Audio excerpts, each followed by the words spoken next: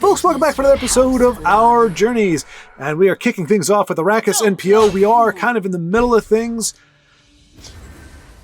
More or less. I mean, we're on turn 10, and Epicurus is on 17 health, and not a ton of cards. Usually at this point, you typically see, somebody in Arrakis position having one or two cards left trying to make that final push, and the person on the other end with a ton of cards. Epicurus now has quite a few cards to play with and a lot of magic to use, but basically because he's down to his last rune there, so we'll see what he can pull off. Obviously, both players having graced the top 10 ranks. Epicurus at 65, Arrakis at 48, and Epicurus really is going to go a long way to stabilize with this 7 drain. Obviously, Arrakis sitting very comfortably at 50 health, so not any danger there. Has obviously drained for quite a bit. Well, if you're at 50 health, you drained for quite a bit, but he did it at one point what could have been as low as 21, as we see that first rune was broken at some point in the distant past.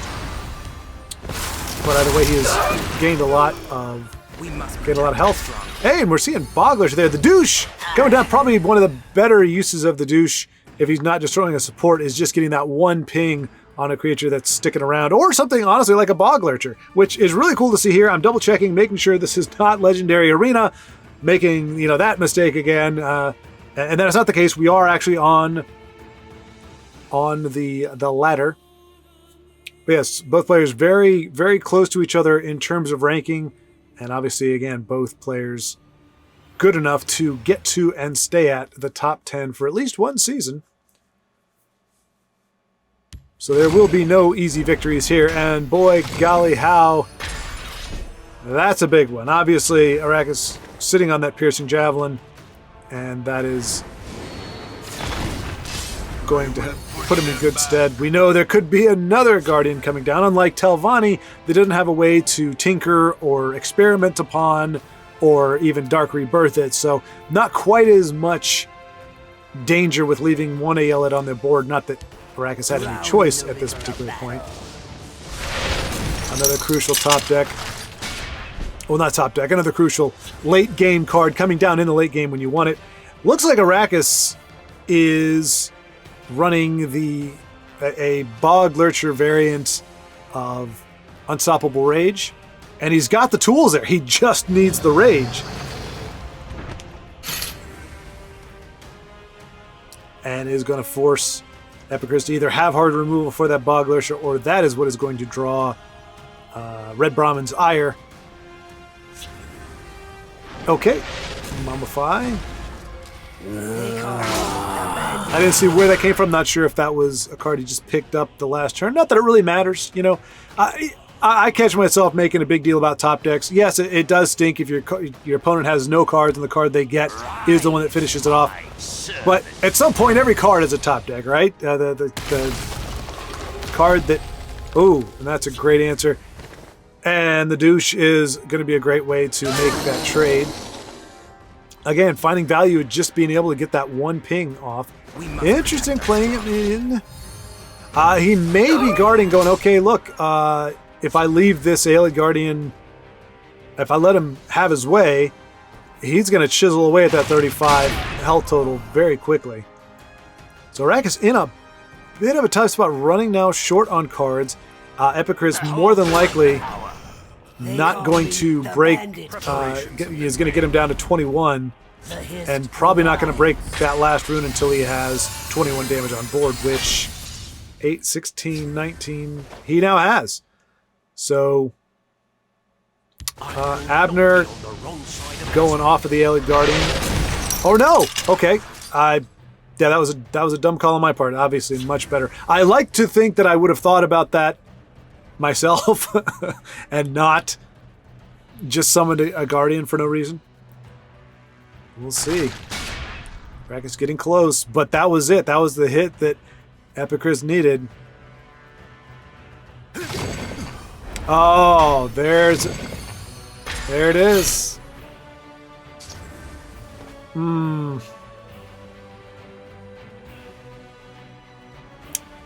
I mean, Cradle Crush plus Improvised Weapon does clear most of the big stuff on that in that lane. But he still has 16 damage on the Shadow lane and another 2 damage. But hey, and okay, he's going to hold on to that Bog Lurcher because, you know, he could still get the Rage.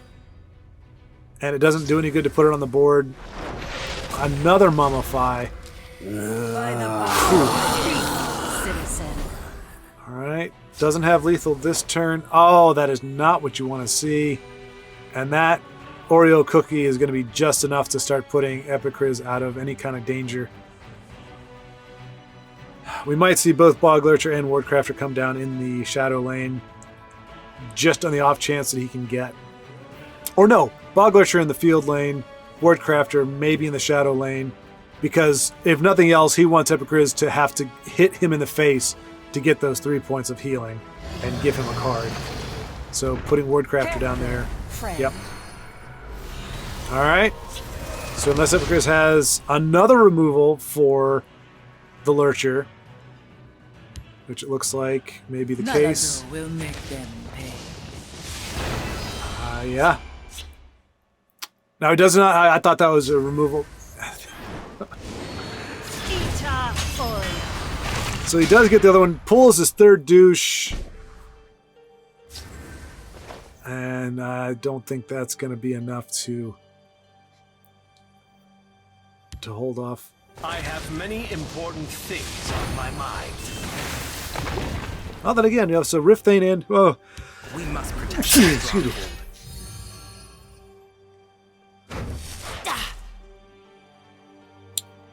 Fortune favor. So he's definitely going to take... It has been Oh, no. honor.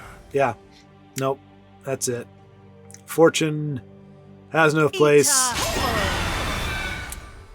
Oh, I guess he's just hoping for a last-minute prophecy. Is not going to be relevant. You are the victor. That's hard. That's a hard game. Well fought, Arrakis. And for those of you who remember from last time, Jshadz I have no end of is running surprises. his... Oh! Okay, this is not a mirror match. I guess we just missed it, but I'm guessing Mercelio Honor yoinked Necrom from Jshadz using any one of the thief dynamics that Tribunal is tainted with. It is the thieviest thief deck to ever thieve. But he's running Exalt, so okay. Not too bad. It will be dismantled. That the amulet most... Although, I don't know. He may use the dismantle here. But I could have seen him not using it just because there are other possible... No, maybe not. Maybe Tribunal, maybe there's really not another... Other than Mundo Stone, maybe. There's not really another I seek the poet god's support that I really see in those colors for something that is clearly, you know, more of a control. But anyway, yeah, for those who don't know or don't remember, Jshadz, this is a Dominion altar. To quote him somewhat, he likes altar, doesn't like Telvanni, or doesn't want to play Telvanni. I'm not saying he has definitive animosity for Telvanni, but for whatever reason, oh wow, Wrath of Sith. Cards you don't see very often coming in really good here. That's pretty good value. Yeah, Arrakis,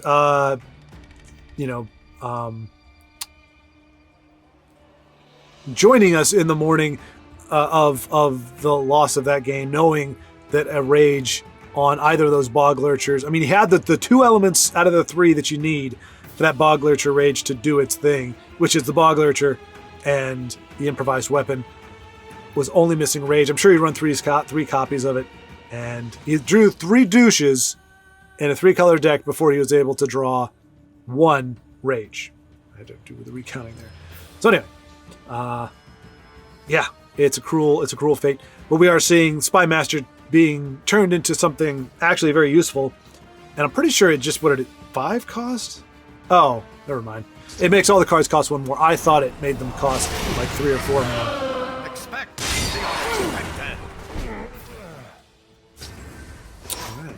But yes, this is it. So for whatever reason, ultimately, whether it's just at this particular moment or historically, Jshadz liking Altar but not wanting to play it Telvanni, and he said that Dominion was the next best color combination. I think he said I can't remember. He tried it in one other Empire, but he missed blue too much. He missed the options of blue, which I think we've seen. I seek the poet. We definitely know there's Ice Storm, but that also obviously a card like Blackhand Messenger. Fingers of the Mountain, I wouldn't be surprised if he's running it. Oh no, now Arrakis has Unstoppable Rage in his starting hand. Ain't that the way? Ain't that the way? Jshadz whittling Mercelio down, part of the Honor clan, presumably.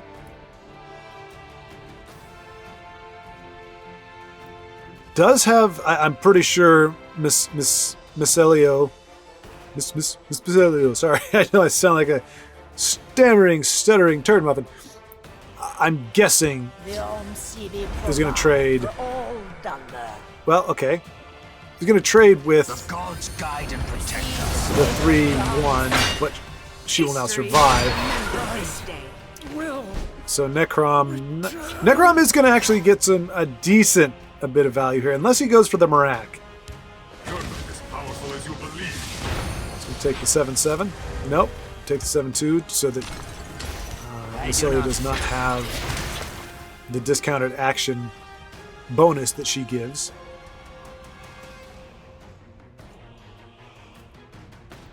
I do love seeing Exalt played. That's always fun. But again, how Mercelio came to have a Necrom Mastermind in agility in his Tribunal deck makes me think there's thievery afoot, or has been thievery afoot. And to be fair, though, all's fair. Marak is also a thief card. He is the king of thieves. May the gods have mercy on you. Show some respect.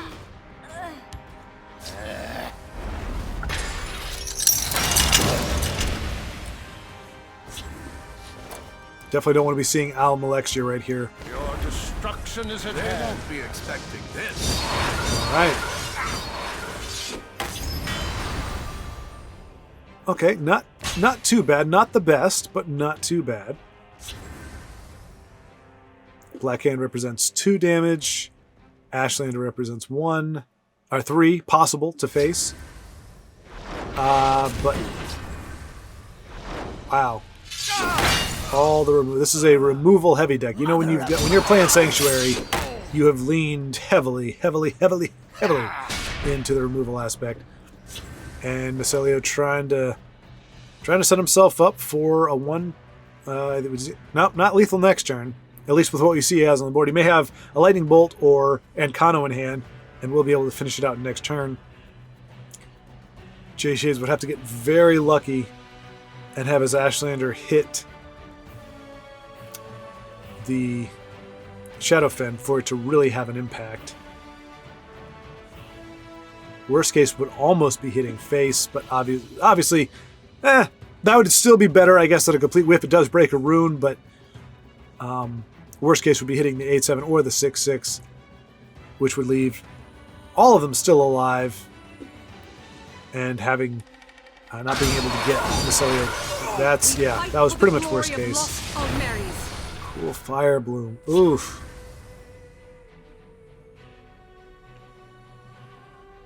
I mean, to be fair, all 3 of those are ripe targets for the Fire Bloom. So we'll see if Mercelio tries to... Either he's able to close it out this turn, or to see whether he's going to push a little bit more. He's got 4 cards, and at this particular point, I wouldn't be surprised if at least one of them is a really nice late game card. Late game card. You have to belong to the spectacularly unlucky club in order to have 4 cards that are all 3 drops or less. But that's a 4-drop. That's a 4-drop. That's a 6. And that pretty much, he's still... I think that is... Nope, he's still 1 off lethal there. And burn. Oh, this could be interesting. Here, try to be Well, no. Jshadz is probably he's gonna do a 2-4. He's gonna kill. Okay. Yep.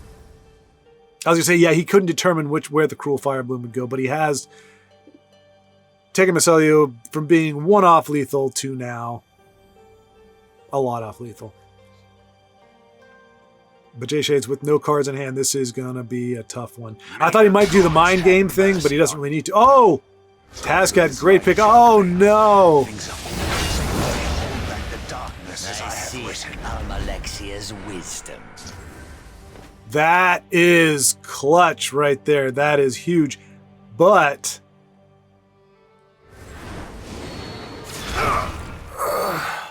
Approach and be recognized. Queen Baron's Eye needs to be unanswered. This is it right here. Does Mercelio have 2 extra damage, and or does he have a way to kill Baron's Eye? If not, I think Jshadz is going to be... Well, Jshadz will be able to close this out. He can hit with her, and then strike with Tazcat, and it's GG. In his 3 cards, does Mercelio have removal or reach to push those last 2 damage? He does. No! He can't exalt that guy if that's what he's playing. Oh, wait. Yeah, no, he... Who would he be reanimating? Okay. Nope, that is an answer. The lady guides my hand. That is an answer. Have mercy on me. Luckily... Wow. Jshadz drawn that late game like a champ. And once again, Mercelio is going to be 2 off of lethal.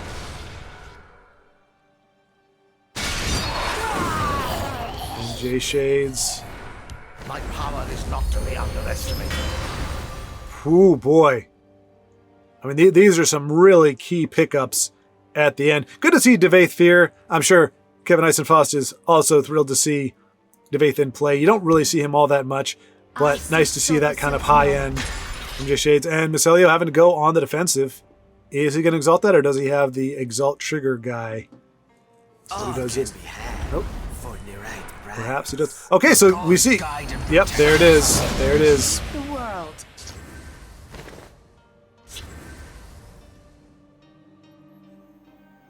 Could he not? I guess he couldn't This one have. will get what is needed. Yeah, I guess. I mean, Devaith could the have. line. For the father. It doesn't matter. Mysteries. There's the altar. Yeah. The gods have mercy on You all wouldn't know this, but I have been trying to get Swizzlewood being able to spectate one of his games every single time I queue. Single time he shows up in the friends list, and it shows that he's in a game, and I click on it, it says the match has already ended. So I don't know what's going on with the game, but finally I queued into a game, and we're catching him right at the beginning. I mean, well, turn 5, more or less. If nothing else, I just like the name Swizzlewood. I think it's really cool. I actually have to create a D&D character for another. Like I think I told you all. I started. There's actually a D&D channel, and I actually am going to be a part of that moving forward, starting in the new year. But in playing that, I met some really great people, and I met another DM who once invited me to be a part of his game as well. And so I need to create a second character, and I really haven't created all that many. So there's a rum I like. I've discovered I like. It's called Bumbu, B-U-M-B-U. It's kind of like other rum, but it's got a little bit of a sweeter taste to it, almost like a hint of like banana, for lack of a better term. Really like it. So maybe Bumbu Swizzlewood. He is I think he's going to be what do you call that? A minstrel who cannot sing, cannot carry a tune, and cannot play an instrument. But his destiny is to be a great minstrel. Anyway, enough of that now. So hopefully Swizzlewood, maybe I can. I don't know where the name came from, but it's a fun name, and I strike like the I might see if I can borrow it from you for a D&D character. I think it's a lot of fun. Anyway, running. I have many important things on my mind. Not exactly. Repetition is the key to mastery. Wow. Okay, not bad. There's a reason why you don't see this guy. I can't remember what his name is. because nobody ever plays them except for the computer. Studium Headmaster. There's a reason why I don't see him played all that much, because very, very seldom are you willing to take 2 cards at the cost of giving your opponent 2 as well. But it does put a 6-3 on the board, so, you know, maybe not the worst. But it's kind of like, what's that endurance card? It's like Jigalag, I think, where it gives you 2 Magicka or 3 Magicka, but it gives it to your opponent as well. And obviously your opponent gets the advantage because the turn you play it on, you don't get that Magicka boost. They do, so they're kind of, it's almost like giving them the ring, really. So you don't see that played very often, except for in decks that really are looking to profit significantly off of that. That can make better use of a Magicka boost than their opponent, perhaps. Like an aggro deck. Aggro, it's more, their concern more is about cards, not having enough Magicka to play, because usually they're playing enough low cost that they don't have to worry about it. So, you know, it may work there. You give them enough Magicka for them to put out a bunch of their little 2-drops, and then you have now the Magicka to drop down an Odaving or something. All right, so this is shaping up to be a battle of the ages for the control fans out there, which I know there are many. So this is for you. So thank you, Swizzlewood, for giving us a mighty prototypical, I want to say, control game. Like, this is the kind of longer endeavor that you expect.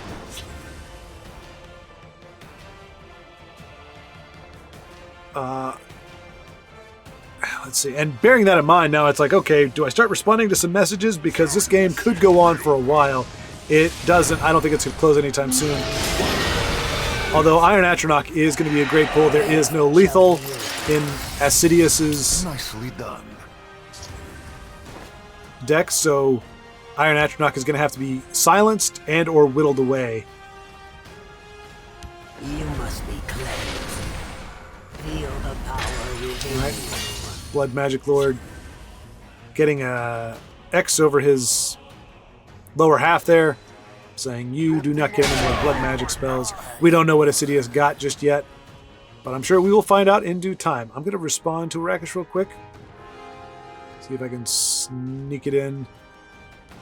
Okay, so we missed Marak. Marak came down and stole the Shadowfen Priest. Okay, and his Cool Fire Bloom hits a favored target. It could have very easily hit this little turd muffin here, little tree minder, but it took out one of the bigger targets. Not the biggest target, but definitely one of the bigger targets. Okay, an Edict. Thinning the herd a little bit. And Swizzlewood definitely in a tough spot for the moment. We do know one of the strengths of Telvanni's is that it does have a lot of draw power in many different forms, and so I don't know that Assidio's can really sit back. Feed and flee. That would have been useful against the Iron Atronach. Oh, nice! So Jshad's son just built a deck. How cool is that? All right, Swizzlewood. Again, showing why you... I'm guessing Assidio's has another silence. Yeah. It just occurred to me. I was like, you don't play that unless you have another one. And... They'll move along if they don't want trouble. you know, ultimately needless life gain. I don't know if Swizzlewood is just holding... Okay. Like, I don't know if he's just holding on to the Iron Atronach because that's really kind of... He's hoping for that to be, like, the end-all. If Fastidious does not have another Shadowfen, he will be regretting his decision. I forgot about Dawn's Wrath. I don't know why or how, but it's a good call for Swizzlewood to put it in that lane because Assidio's had to nuke his own stuff, his own board in order to get that off there. Nahagleave, another great card because it does thwart Tribunal's removal happy nature.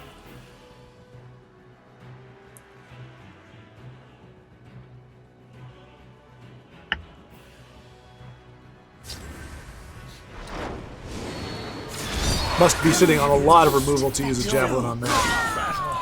He has more than enough cards he doesn't need to maintain the small board that he has.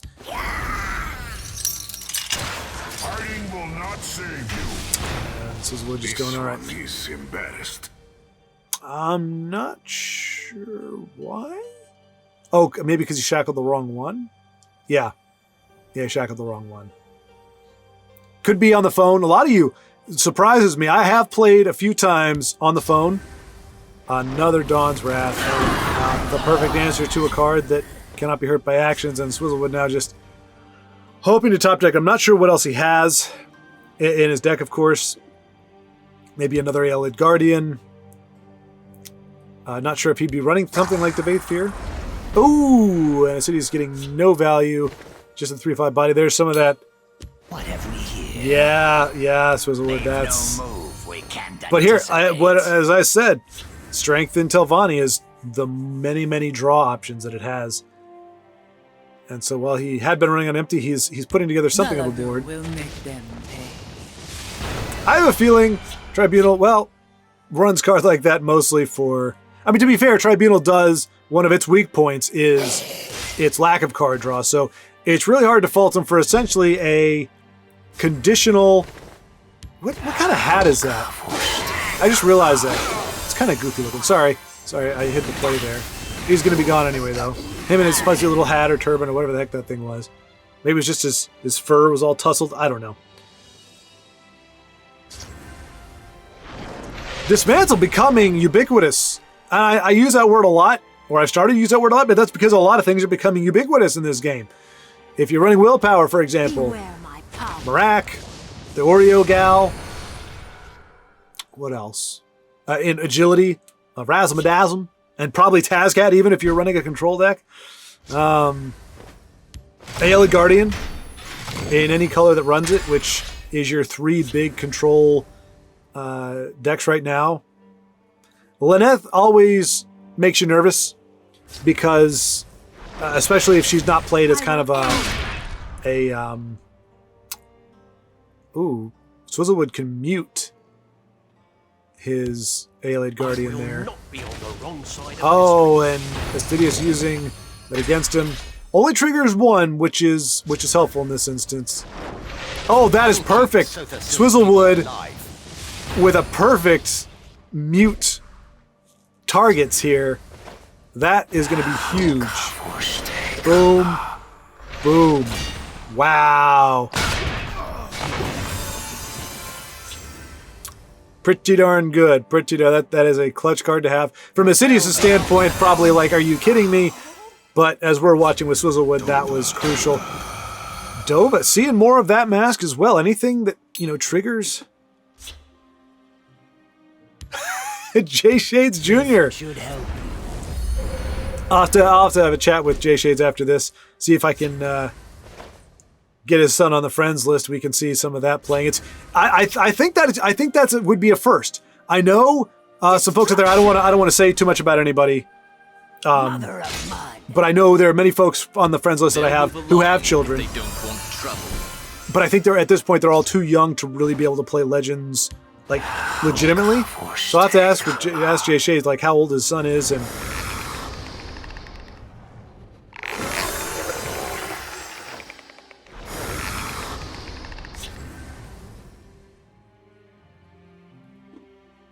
And see what's what. As Fastidious deciding he's going to make his move, he has more than enough health. He is not really. Somehow he just seems to have an unending supply of cards. And yeah, he's got his late game, and it looks like Swizzlewood is going to fall to the Tribunal. For parity, I know a lot of folks. Ooh.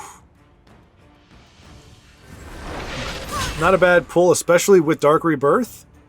I have many important But he things. can't. Unfortunately, that Parthenax is just too big. I have many important things on my mind. And Fastidious is still going to have just enough to close this game out.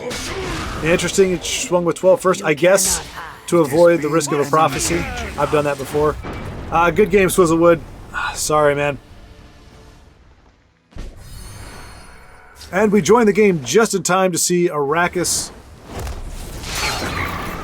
Ooh, digging his heels in. And, okay, Jshadz just... I asked Jshadz about his little guy who built his first deck, who's 10. And as you saw in the message there. And he's actually good enough to beat his dad, his old man, in Mario Kart from time to time. Well, So would certainly be old enough to be our first second generation TESL play, which is crazy cool. So hopefully we'll get to see and play some of that. And yeah, as I was saying, Arrakis digging his heels in against Brodvic, who's playing a very aggressive and powerful... Okay, so Bruma into Cradle Crush, and perhaps Crown Quartermaster as well, just to get that extra bit of healing. Just really trying to stabilize, just trying to dig his heels in. Brodvic down to his last 2 cards, essentially plus Steel Sword, so he will get at least 5 damage if he wants to push that.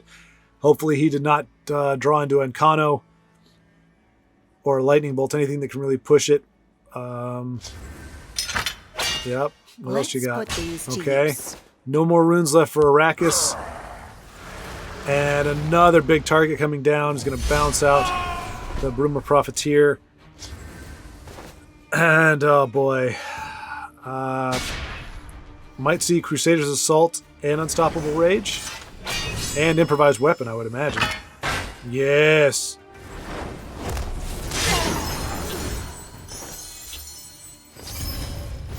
Oh boy, no prophecy. No prophecy. And now it comes down, does Brodvic have 2 Lightning Bolts or Encano? If not, Arrakis has this with a Lightning Bolt in his hand. Oh, the douche. Douche pinging for 1. Oh. And the Woodwork. Wow. Man. OmarilloDesigns making his debut against Battlecast.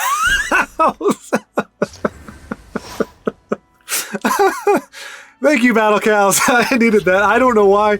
Hopefully you get as much mirth out of that as I did. Battle Cows. That'd be funny if it was like Battle Cows, the hero of the unsung hero or something. But all right. So anyway, focusing here, OmarilloDesigns. I believe he's in our Discord. Yeah, I believe so. Unless I'm getting my name switched up. But I have yet to be able to see him play.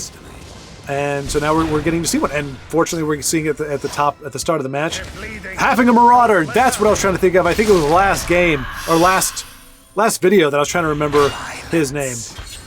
That's the one of the few big alternate arts that Sea City is hoping to get. And boy, just what the doctor ordered, Battle Cows with that rarely seen. What is that called again? Ransack. It's prophecy, right? Yeah. So an interesting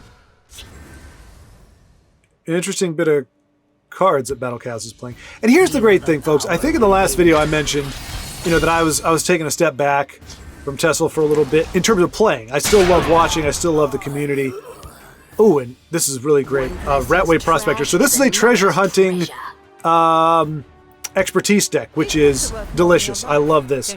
I'm probably going to try to check out if Amarillo plays again after this game. I am probably going to watch that one as well. Just 'cause I love to see these cards play. But this is what happens when you see other people play. Like, you kind of, the fire gets rekindled. Like, you're like, ooh, I want to try something like that. Or, ooh, I forgot about that deck. And it just makes you want to play again, even if you're not going to win. It just kind of, it makes you want to try. And so that's the great thing. Like, I'm feeling that now. I'm like, oh, wow, expertise. I forgot. I love expertise. Maybe I should play some expertise. It's really hard. It's just really hard when you rightly or wrongly equate enjoyment, or if your enjoyment is conditional upon a wise target for Battle Cows. And once again, we're seeing this guy right here. I would almost say never play it. Spine of Elder's Blood, or don't run it. Because almost every time it comes down, not every time, but almost every time it comes down. I love the card. I love the card art. I love what it does. being able to let you ramp while getting some dragons. And Mundus Stone. The game gave me a second one of those. I had one, which was great because I wanted to have one. Is that going to be enough to close this game out? I think it is. No, he's going to be just short, but does put it very close. As long as Battlecast does not put down a charge with Drain, well, obviously you got your giant bat could do that.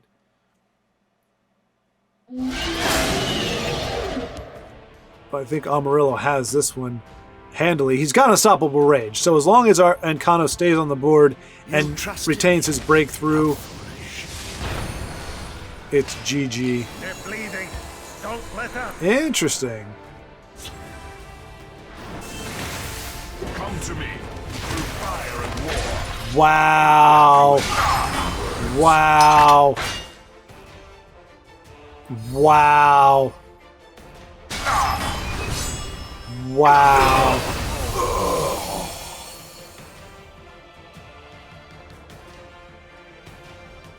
Oh boy. Oh. I would not blame Amarillo if that pause was him just going, "Are you kidding me, game?"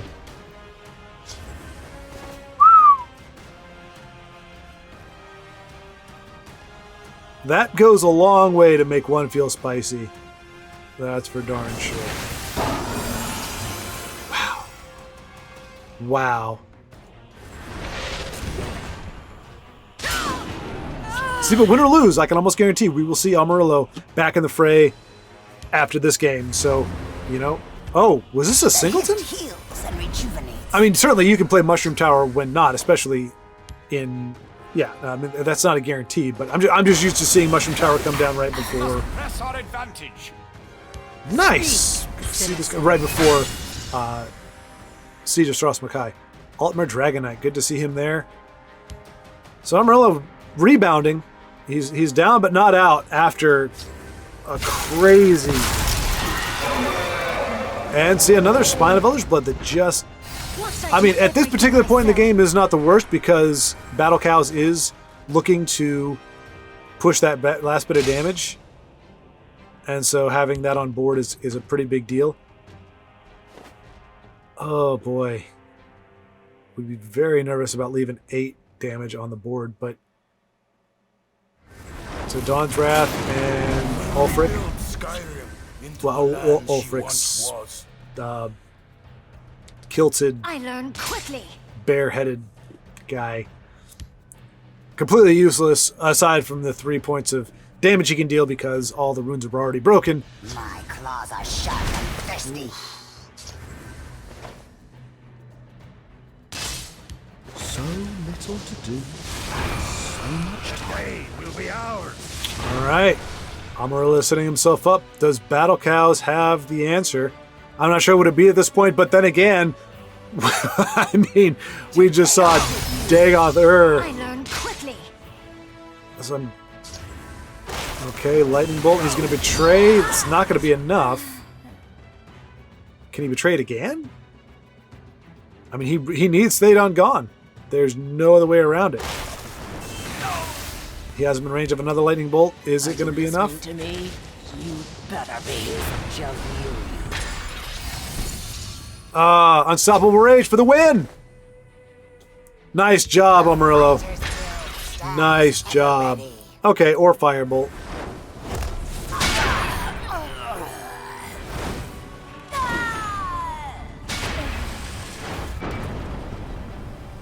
Jshadz, the Resplendent Warrior, up against Gonloi, the Ghost Whisperer of the Telvanni House.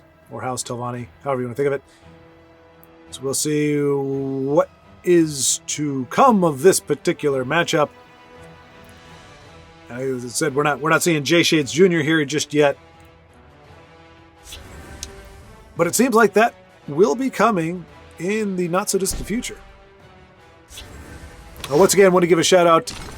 Congratulations to Amarillo, who had a heck of a rally after a Dagoth into the sword. I mean, you can't really... I mean, you can't... It's just, this is the craziest combo of things I've ever seen. Managed to get that win there. All right, so Wind Keep Spellsword just kind of all by himself on the field of battle. He poked. He's going to go ahead and poke again, but a little bit bigger this time. Nice beefy swing, 4-2. Gonloi biding his time or with a clunky hand. We will get to see. Okay, hi Hrothgar. That's crazy. Great card. Great to see it that early, especially if you're Gonloi, but maybe a little too late. And we know Jshadz has another sower, Earthbone Spinner, to get rid of Dark Seducer if she were to show up, or a guard like that fellow there. So yeah, Gonloi, unfortunately for him, draws the magic card, I'm sure, the crucial card of his deck, but at the cost of the game itself, as Jshadz will more than likely be looking to close this out easily in the next turn. Yeah.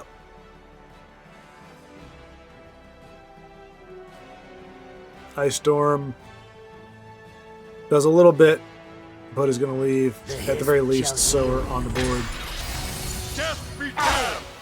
I mean, Jshadz could just squish Sower if he wanted to, but more than likely we'll see him. Okay, he's going to crush him. Nicely done, very fast, as is the Warrior custom. Okay, I apologize, folks. I may have written Arrakis off too soon. I mean, he's still got his work cut out for him because he's got 5 rune breaks before he puts Grimjaw down, but he has, at this moment, stabilized. I entered into a conversation with Jshadz thinking that Grimjaw was going to be able to sort it out. I have your scent, and soon I'll have your blood. But Arrakis digging his heels in. Plenty of cards to work with, getting up there in Magicka. Vanis is going to be a source of health gain. Piercing Twilight, good guard to put down. Or, something a little more reliable. Now, granted, Grimjaw could be, as I've encountered, could be running, what is that purple, not Extrapolate, it's the purple card that unshackles and draws a card. That's about as close as... Yeah, wow. And okay, so he is running, essentially, it looks like he's running a version of Silence and Violence. Oh, Ebonheart, she would have gotten muted last turn anyway. It's going to go for the guard, but, I mean, we know Grimjaw is running Silence. But he would have to have the nasty Silence, the one that silences both the 7/7 and the guard in order to win this. So does he have it? I can't remember what it's called, but it's the one card that silences 2 creatures. There's one silence, and I'm guessing he has the other one. He does not! He does not have the other silence. He has Swift Strike, though. And we settle on Vincenzo Tadkin.NPO in the bowels of the Atronach. He might be at the top of the Atronach, I don't know, but I just feel like saying bowels is so much more impactful. In the bowels of the Atronach against AJ Wallace. I don't know why I did a quasi thing there. Tiny Dargan getting some of the... Okay, so Vincenzo is playing a Guildsworn Dragon. Haven't seen that in a while. Kind of dovetailing with what I said before. That's, kind of a thing that makes me go, Joseph's Dragon deck. I mean, I lost with it twice, I think, in my, 5-28 losing spree. But it's still a great deck, and it can still pull things off. Khajiit needs coin, and he will have it. But Vincenzo's Dragons definitely... Let's see, we may see Clockwork. I was going to say Undying, but Clockwork, obviously, as a guard, is much better. And probably doesn't want the Drain just yet. Typically, you want the Drain after you've got a couple rune breaks, you've been able to draw a couple cards off of it, and then you want to heal back up, not heal to avoid rune breaks.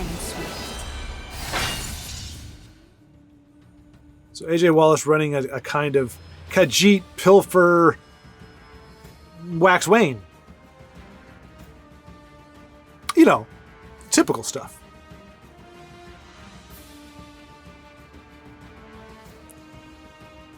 I wish they'd done a little bit better job on the guy's hand. I guess it's okay. Look at the nails on that hand, though. Wow. You know, I wish they'd fixed that. That was the one animation that they didn't fix. I think because they had to fix a bunch of different stuff. But that used to be that card. The mask used to come up, and then all the cards would go in, and then they would shuffle back out, and it looked really, really cool. And unfortunately, the devs decided not to put any time into fixing that animation. The mask coming out is nice, like that. It's better than nothing, but it's just really cool. They all kind of went in and came out. It's kind of like what they did with Shadow Shift. Shadow Shift looked a lot better after they tweaked the animation and made it, where it kind of disappears in and you see this black and purple smoke as it shifts over and then pops back up. It's just little things like that, and that's one of the things that made me appreciate this game, the art style. But then they would do little stuff. But it's crazy, Then you also have the little crab, the 3/2 that does the 1 damage, and they took the time to animate that one specifically. It's the only card that does it, where you get a little crab scurry across the board and pinch your opponent's face. That's the only card that does it, but they took the time to do that. So AJ Wallace with all the weapons on the board to make. Yeah, Vincenzo, I hear you, but he's in a good spot because AJ Wallace is short on cards. Has no way to get past the guard in the shadow lane. You anger Kashyyyk. And a Prophecy Lightning Bolt probably is going to get a concession from AJ Wallace. Perhaps not. I mean, he is a legendary 301, so, he's not going to go down easy. And people are far more resilient than I tend to be, but if I'm on that, I'm going, I don't think I've got a chance, especially when and if Undying Dragon comes down. All right, so another... Like, that's just so tacky. Come on, guys. Like, before you fix Invade, before you fix Skirmisher, before you fix Workshop, you need to fix Grand Ball. I need to see that good old animation again, doggone it. It's important. Speak, citizen. All right, so Vincenzo playing a little bit of Drain there. At this point, actually, that 3/3 Drain is going to be the equivalent of... If I don't think AJ Wallace is going to make that trade, but if he does, then effectively that 3/3 has just drained for 6. AJ does not bite. We may see another Grand Ball, another movement card. He's really leaning into the... Ooh! And Vincenzo really, really hurting here. There are a lot of ways... Oh, Fell the Mighty, great card there. I'm thinking he's going to use it on the 7/3. Just kidding. I mean, he does, yeah, Undying Dragon, Gold Initiate. Speak, citizen. And that may trigger the concession. It does not. AJ Wallace. And look at Vincenzo rocking a premium Undying Dragon. Gorgeous card. Dragon is kind of ugly looking. Not the best looking dragon. But the composition of the card art and that's just a very uplifting thing. Like, you just got to imagine, you just got to think Undying Dragon is a very happy dragon. But it is now a dragon that is no longer on the board. And that looks like a prime Merak target, if I do say so myself. Size alone belies this one's power. Alrighty. And hey, kudos to AJ Wallace. He's running the Wax Wane, but he's not doing the... maybe he's running the Moon Gate, but we're not seeing it here at least. So Oreo will get the drain off without... No, okay. Vincenzo's going to keep the drain alive and is choosing not to drain. I mean, to be fair, that's... So my instinct, I need life. I'm at 13, I have 1 rune, I need more life. But again, instructional, he's got 13. He's not... And there's no board presence that is putting him in immediate danger. So he's holding off on that. He's like, I'd rather not give him a card unless I absolutely have to. So yeah, he may not even strike this turn, and he's building up his board, as you can see. Okay, nope, he's So I told Arrakis, I said, I hope my luck doesn't rub off on you when I spectate, because almost every time I've queued into a game, he's lost, even though obviously when you see his rank, he wins far more than he loses. But every time I'm watching, it seems he loses. And he was like, what did he say exactly? All right, so we got movement there. It says, yeah. It doesn't... So, He said, yeah, I've won all the ones you haven't watched, and I've lost all the ones you have, so I don't know. He's like, I don't believe in that stuff. I mean, it does sound like superstitious hokum. You know, I'm not going to lie. And Odaving going to close the game out. Yep. AJ Wallace. Nice respect here. It's hard. It's hard to be, you know, kind of have the upper hand and then have that kind of taken from you, or lose the upper hand and have the game go sideways on you. But AJ, you know, able to be congratulatory without, like, he didn't have a way to wipe the board. He didn't have a red gear that comes down next turn. It was a genuine, hey, nicely done, well played, way to stay with it. This one foresees a great victory. So yeah, Arrakis reaffirming he doesn't believe that it has to do with me, but he said it doesn't help or doesn't hurt that. And Vincenzo. By the egg, a fine battle.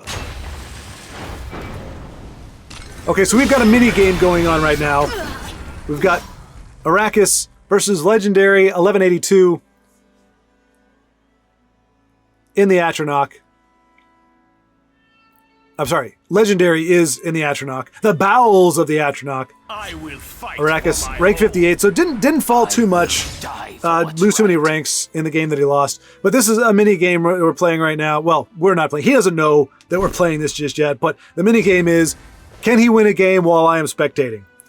Because even though he is convinced, he is certain that he is not losing these games because I am watching. And to be honest, neither am I. But the trend has been so far, I believe today, 100%, the games that I spectate, he loses. Looking pretty good here, though. Not going to lie. Looking pretty good here. Rithane will come down as a guard. They will not get past me. Legendary, no doubt, has a nefarious machination. Wow.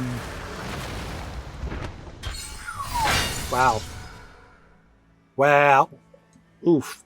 Yeah, no answer for that for Arrakis at the moment. But combining that with Mulamir. Oh my goodness gracious.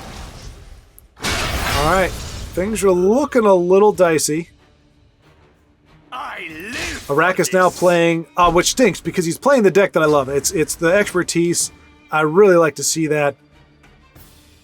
I want to see it do well because I want to see people play it some more. But boy, it's gonna be tough. Belly G can bounce the Bleak Coast Troll back into Legendary's hand, but not until he gets precariously close. That's all right. That's all right. Belly G to save the day. Ooh, Piercing Javelin would have done the trick as well. But I think Belly G is really the only play here. Go away, Bleak Coast Troll. And again, this has been the trend. Arrakis able to kind of stabilize, like he's been up against a lot of aggro decks. And we come in and we see him kind of digging his heels in as he's, has come under the assault. And just when you see him stabilize, we do see the Oreo Cookie's older sister, which is going to be good for some yummy draw or drain. Much needed. And she'll be able to at least get 3 off with... Oh, my goodness gracious. Arrakis... Oh, but at least he's got Ebonheart. I'll try to draw their fire. Oh, and execute. Very nice. Very nice. Woo! I was going to say, if he stays on the board, I was very skeptical that Arrakis was going to be able to... That Legendary didn't have some way to close that game out. Get those 6 extra points. But Arrakis really looking good here with Ebonheart and There's a plan. Oreo Cookie. Always a plan. Prepare yourself. But Legendary with an Oreo Cookie sister of her own, of his own. Must take back Skyrim. All right, so he didn't. We see he didn't really have the reach. Oof. I would not be surprised. Will not be on the wrong side. Arrakis going to bounce the Oreo Cookie sister back. I wouldn't be surprised if Arrakis is running Unstoppable Rage. Doesn't look like he's going to need it, though, and it does not look like I am, in fact, that my luck rubs off on Arrakis as it would be... I would not bet any money that he is going to lose this game. In fact, I would bet money that he's going to win this game. But I don't even know if that's legal. And if it is, I still don't know that I would... If I was going to bet money on anything right now, it would be that Arrakis wins this game. And it's good to see. I really did start to feel a little bit bad there. Because even if it's... Obviously, it would be hard put to say there's a cause and effect there. But regardless, if the trend is, however it shakes out, that when I'm watching he loses, you know, that's just never fun. Then I feel bad. Anytime I cue into the game, I'm knowingly feeding into a trend that, for whatever mysterious way, equates to him losing close games. Close games that he really has a good chance of winning. Yeah, with Child of Racine in his hand, I don't doubt that he's got Unstoppable Rage somewhere in this deck. And if there's any justice in the world, he'll get to draw it this time before it's too late. But I don't think he has to worry. I think he's in pretty good shape here. Ebonheart Oracle. Let's see.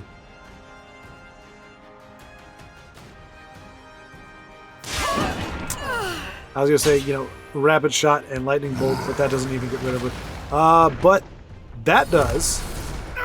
Lightning Bolt, boom, clear board, 11 points of damage, and Legendary probably not sitting on any way to really address that. Obviously, as we saw coming in, very aggressive deck, probably not sitting on a lot of guards. Is not, and unfortunately for him, Stormcloak Battalions are also aggressive cards, not there for their defensive powers. But that was actually functional. It does take immediate lethal off the board.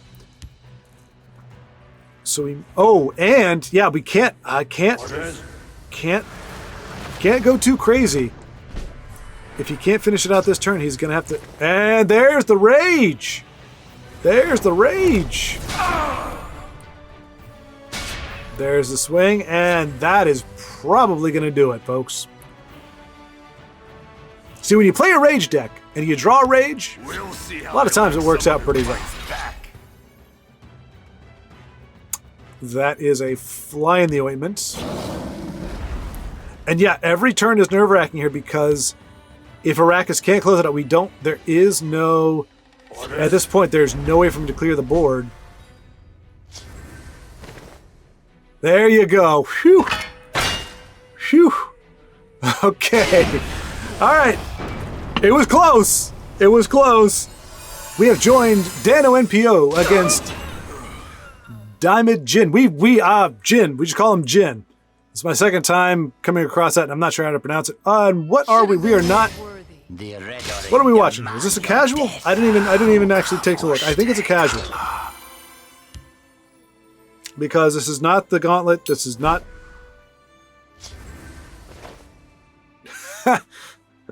Yeah, so yeah, he's Arrakis commenting about the last game. Maybe Grimjaw's luck did rub off on him because he said he wanted. Okay, so he said he wanted Grimjaw's luck, and it looks like he got it with that top deck. Because without that top deck, I think Arrakis might have lost that one. Not for sure. We don't know with prophecies and everything, but without that breakthrough, not sure if he pulls that one out. But I mean, that's for any game. Any game, it all comes down. A lot of it comes down to what you're able to draw. Oops. Dano told me what he's running. Oh, it is a casual match. Gearwork Spider Support Spell Sword. That's a mouthful. So he's trying it out. That's usually, for anybody except for me who just plays casual for daily quests, this is where you go to test out your stuff, see where its shortcomings are, and where it's excelling. And so he's up against Jin Should have been more. with this very interesting combo deck. Midnight Burial. Come on, Dano, don't do it, please. I think for the kind of deck he's running, I think we might see these guys buried. Gearwork Spiders, because the idea is to flood the board with those. Hopefully he's not running Alduin. But hey, you know. Everybody succumbs to those kinds of things every once in a while. Apprentice Necromancer, really good for those gear work. This is one of those decks that will catch you by surprise because you look up, little gearwork spiders, little weenie necromancers. You know, they can't do much. And then you get the snowball effect. Then you get to see, yeah, I think, yeah, see, those are the kind of things that I think Midnight Burial was created for. When people thought Midnight Burial, it's like, look at all the creative things you can do. You can bring back stuff like this. Think outside the box. They weren't thinking spam, Alduin, spam. I don't even know if it's called spamming, but you know what I mean. Play Alduin, play, you know, the big one, Parthenax. You know, that was, I don't think that was what they had in mind. Maybe they did. Maybe they were of the same mind as a lot of the folks that play it, but I just feel like when that card was created, it was for more to give you tools to create crazy things like this, so that you can do cool things like that. Now, again, I say cool as a spectator. If I'm Jin right now, I'm going, oh, come on, are you serious? But this could be a friendly match as well. Okay, so he is running what appears to be support spells. Now, the fact that they're both running, perhaps these two know each other. I wouldn't be surprised if this is actually a friendly match. Well, no, wait. Does it show up as... No, it would say friendly. Okay, it's casual. So if they do know each other, that is not why they're playing each other. It's just interesting they're both spell swords.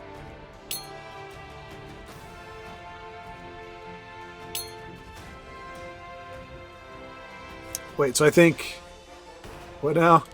Oops. I always do that.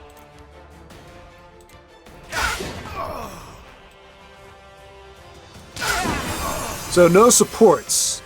I think that's what Dano's saying there, that he has yet to draw a support. We're on turn 7, and he has no supports. He has one support. And hey, to be fair, it's going to come down perfectly on curve with Queen's Captain. You'll be able to draw 2 cards and destroy whatever Jin puts out on the board. Hopefully it's something worth destroying. Otherwise, Dano might opt to go Necromancer.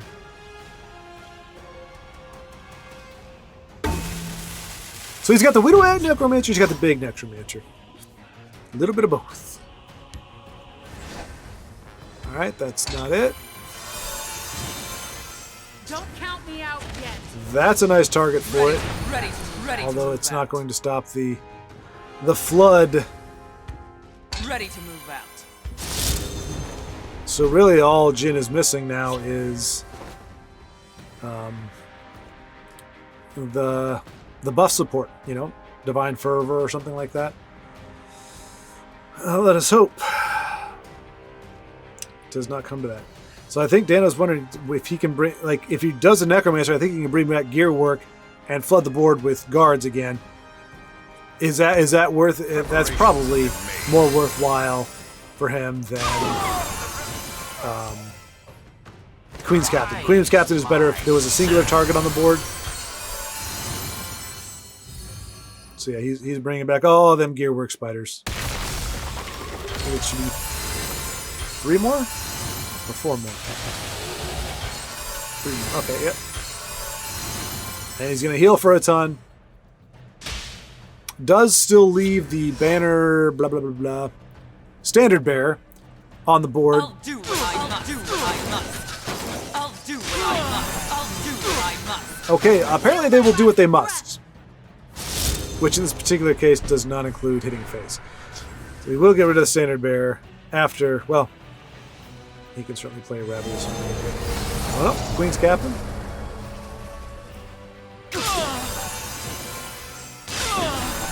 Almost certainly more for the card draw than anything else. None of you will make them. I mean, gets rid of the standard bear, which you could have done without it, but with Jin virtually top decking at the moment, it could be a while before there's a better target.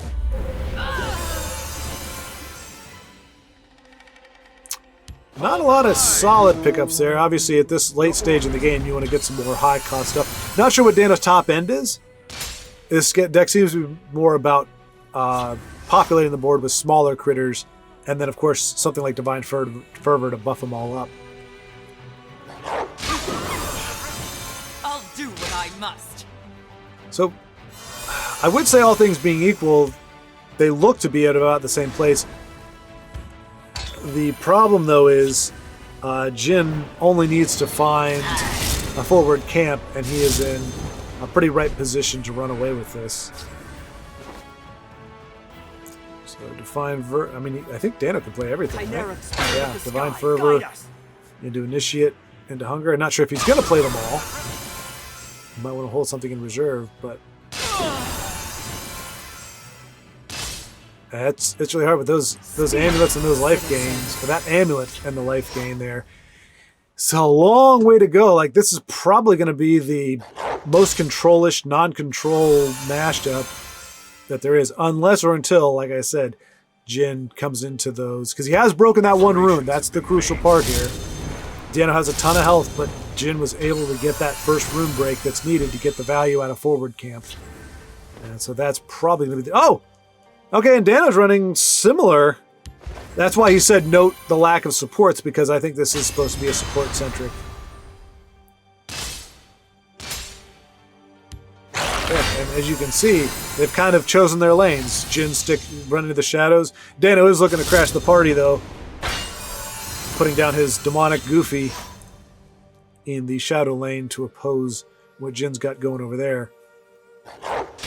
You won't spoil my plan. I'm thinking that's going to be... He wouldn't.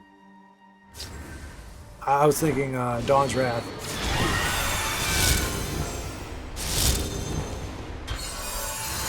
And there's the value engine kicking in. Defense of Bruma. Not the worst.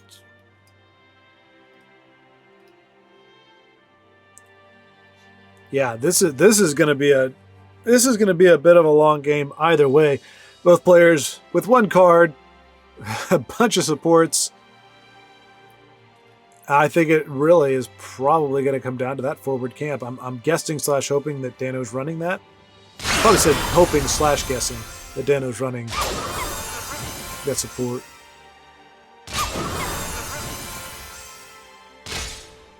And see, it's an object lesson there for you folks. The downside with the amulet, unless you've got a lot of card draw, that's going to prevent you from getting those cards that you want. Chimeric spirit of the sky, guide us! Alright. Does now have a little bit more bite, and he keeps creating more of them. And with that amulet, that synergy is there. With that amulet, he's going to be able to continue. Guide us! But Dano says, my critters are bigger than your critters. Defensive Broomer, I don't think is going to get... Yeah, just 1+1. That's not going to allow better trade. So he's going to hold on to that for a better opportunity. And we'll see if Jin's going to start... Well, he can't break any runes with what he has right now.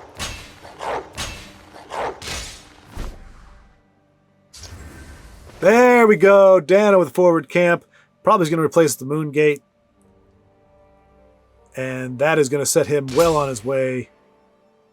Doesn't guarantee a victory, especially now that Jin's getting a little more cards. But forward camp is... Him getting forward camp first, I think, is definitely... We'll hold, no matter what. Hey, boy, and if he'd got another one, holy cows. Or Battle Cow, as our opponent. How can I serve? As one opponent had. Alright, heck of a board.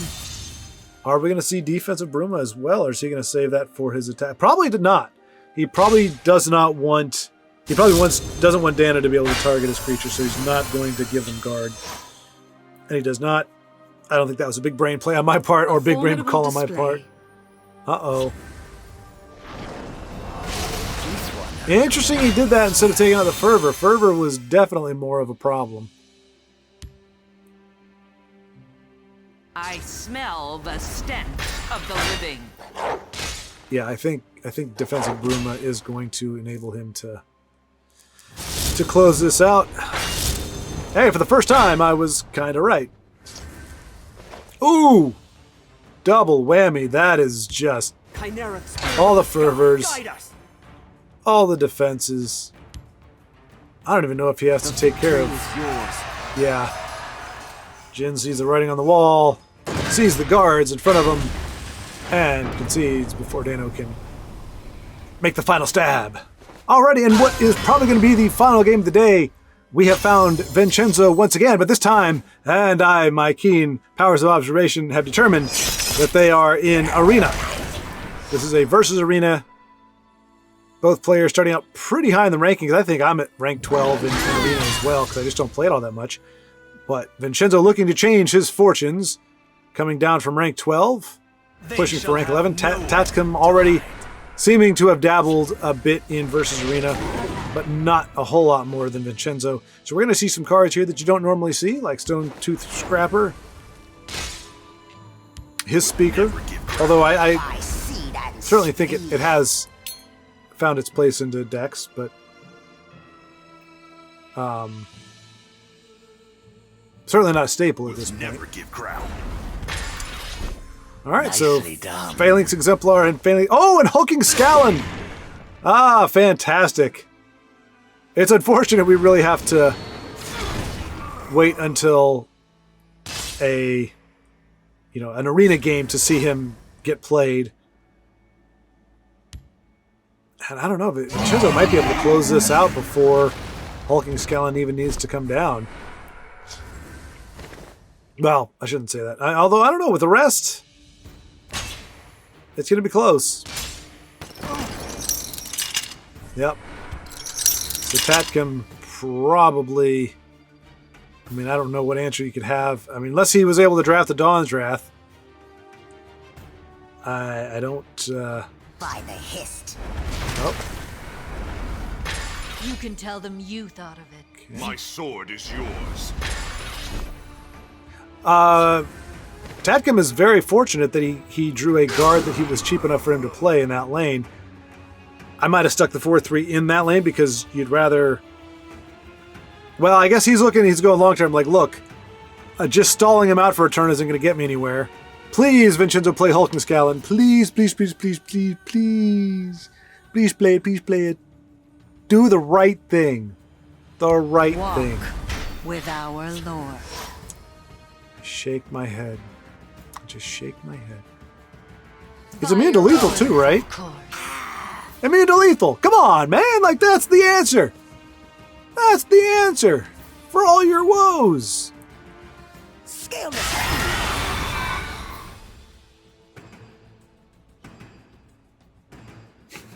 I'm kidding, of course. The Tenars Alvit are in You never know. You never know what's going to happen. You don't want to play it prematurely, that's for sure. And Vincenzo is a much savvier player than I, so I would default to his judgment more so. But darn it, if he doesn't play Hulk and Scallon this turn, I am going to throw a fit. He's hulking. Yes! Yes! Boom! Your lethal is worthless against me. Your shackles are impotent. What will you do against such raw power? Don't make me hurt. Vile canker blossom. By your orders. Probably the most disingenuous voice line ever. Especially, look at it. This thing is freaky as crap. Look at this. Look at the eyes. Watch the eyes. Wait for it. Oh, come on. Come on. That's scary as hell. I don't want to hurt you. Bull crap. I would say you were expressly there to hurt me is what I would say. So unfortunately, Scallon not going to be the definitive answer, but he will get healed. And right now, Tadkin does not have the firepower on the board to deal with that. Again, can't be shackled. Lethal is useless. What will Tadkin do? I mean, obviously a guard can still thwart him. He doesn't have breakthrough.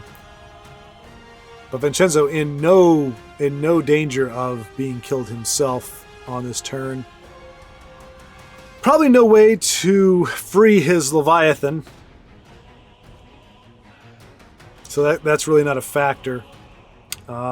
If he has the doggo, the dead doggo, he could transfer guard to it, which would make it useful. But otherwise, like no Dark Rebirth. Yeah.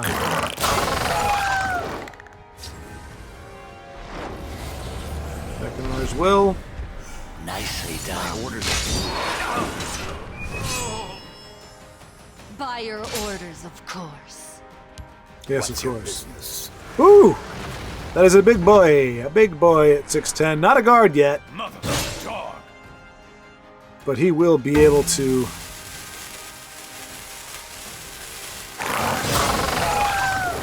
do significant damage.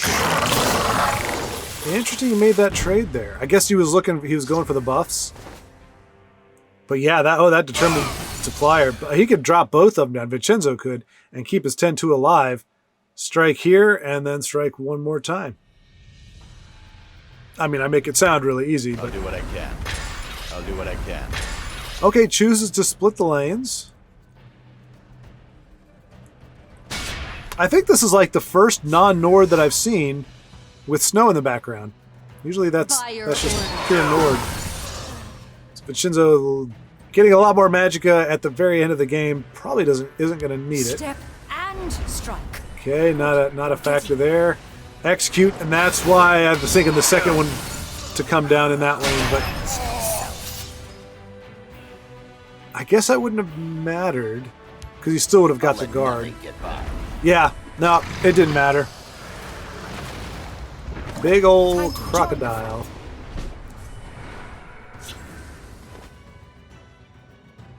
So Scallon goes down after putting in a good showing. Tadkin will enjoy feasting on your bones. Does Tadkin have another guard or a way to remove? I mean, oh, he does. Both of them. So we're left now with the top deck competition with Tadkin with nothing but My orders are clear. a 7/7 alligator left. Vincenzo with a shackled behemoth. All right, Bleak Coast Troll. At least he's not drawing dead draw. Like, you know, he's not drawing little itty bitty stuff or actions that can't be used, like an execute or something. Because Tadkin is really going to be making his push here. Does he have the firepower to do it? That's the question. My orders are clear. 3 gods. Ooh. True justice. All right, doesn't make him a 6/6, so there's still a trade. But wait, Grand Inquisitor, no. Exalt 3/3. Yeah, he would have been just big enough. He would not have been big enough, I should say. But he will be big enough to get rid of that fellow. And since Tadkin does not have anybody in hand, his sacrifice is in vain. And Vincenzo with lethal in the shadow lane. Coming down to the wire. Oh no. Does he have something for... I mean, all he needs is a guard. It's not going to be enough. Barring a prophecy, Vincenzo is going to close this one out. Oh, Razzle-Madazzle comes down and takes all the drama out of it. Try something. You won't leave regret. An arena. Nicely done. Nicely done, Vincenzo. Alrighty, this will, for sure, be the final game of the day. I saw Banana was on here. Wanted to cue into one of his games, and I did. I started watching another game, and unfortunately, I'm not going to call him out here because who knows what's going on, but the game went south, and I just saw some... went ahead and roped. So I'm not gonna show that game. I'm not gonna call anybody out necessarily. I mean, if I'm watching it happen in a live game, then I'll call it out. But I just decided not to show that game instead of showing somebody. Like I said, nothing wrong with being salty. Nothing wrong with getting frustrated at a loss or having the fates shift against you. But you don't punish your opponent. You're both playing to win. We're all playing to win. If they have God Draw, if they get some RNG luck, if they get a key prophecy, it's not their fault. I mean, you'd want the same for you. So while you can certainly be angry, and it's okay to be like, all right, I don't want to play anymore, then you just leave the game. You don't sit there and make your opponent, have to sift through 2 minutes of nothing in order to get their win. So yeah, so Scale. realizing that was the case, and it was a long game. It was like it was a 7-minute game at least. So I was like, all right, let me go ahead and get one more in there just to make sure I do have between that 45 to hour sweet spot of games in here for y'all. Bananaschwob Halalu, great to see that there. Dragon Halalu, as it would seem. No surprises.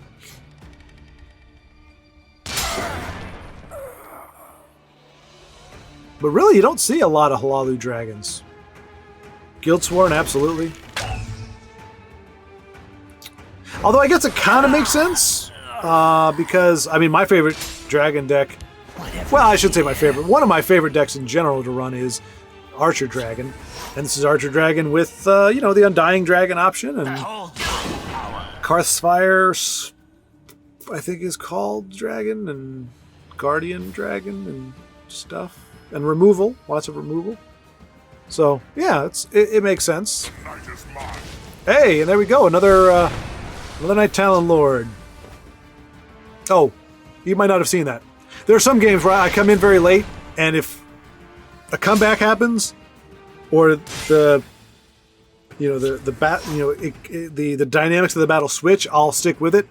So I'll watch to see if that's going to happen, but if it just kind of goes the way it looks like it's going to go, I don't record it because it's like 2 turns. I mete out the tribunal's justice. All right, so Sir Laco, also playing a veteran. You do see that particular veteran a little more often than others. I believe Brave runs at least a copy or 2 of that in her Ebon Heart, because really it's, you know, it's a draw engine. If it survives, it pulls another 4/3 into your hand. So not a bad. It's one of the few, I think, veterans that is kind of standalone. You don't have to have a lot of other cards in play. You don't have to build anything around it. You just you can just play it on its own, and it does right. Bananaschwob choosing not to break that last rune for the extra 3 points of damage. Aelid Guardian.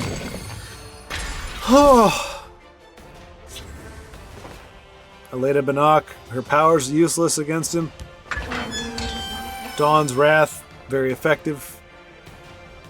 And again, Ebon Heart does not have the blues, does not have all the resummon, retrigger, Dova, you know, all those crazy doppelganger, all those crazy tricks that are in Intelligence. We must protect our stronghold. And the douche comes down to spoil Bananaschwob's fun.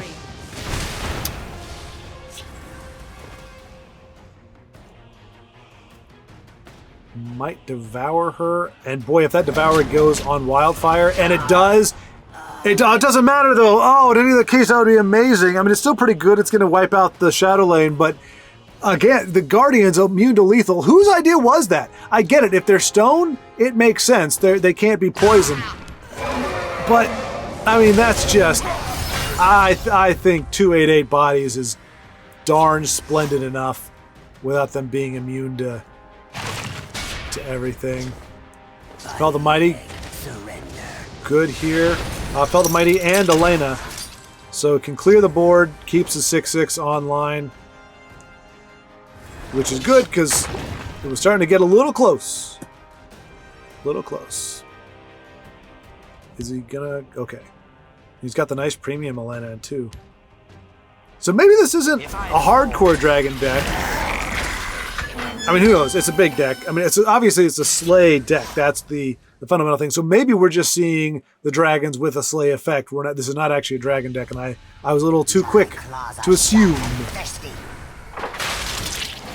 All right.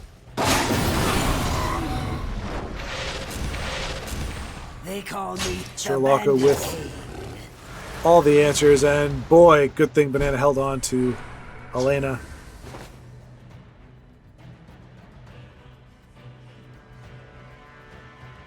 Elena and the Viper clears up the board a bit. Wait. Did I miss something? I think I blinked. Because she was premium. She came down. Did he... I apologize, folks. I just had a complete mental hiccup here. I could have sworn I just saw her played, but obviously she is not Galened. Can't Galen or Galened. Can't be done anyway in these colors, so I'm not sure how she's back, but gosh, Sherlocko Tenacious cannot be stopped.